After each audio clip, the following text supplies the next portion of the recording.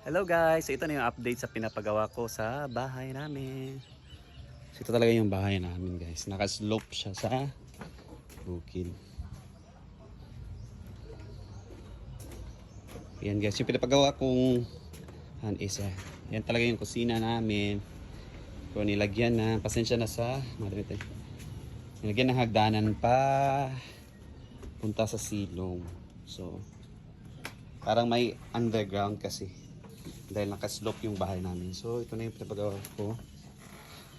Yung kanang hagdanan. O yan. Actually guys, may nakatira dito pero umalis na yung auntie ko. Kaya tinuloy na lang namin yung trabaho. So ito na yung magiging hideout ko. So yan, dito.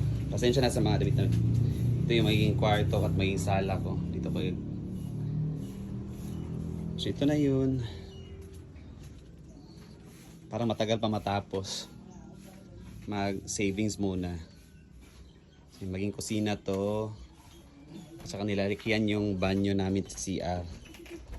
Dating CR din yan pero maliit lang. Pero ngayon pinalit yan ng kapatid ko.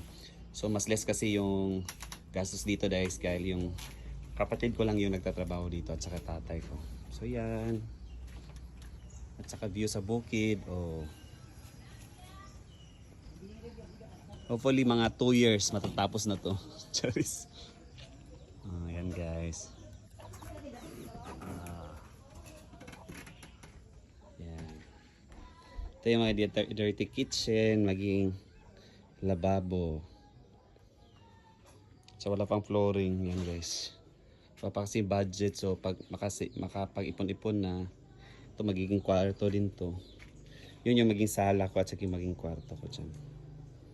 For now, baka ita-transfer nila yung kitchen na dito doon sa taas dito.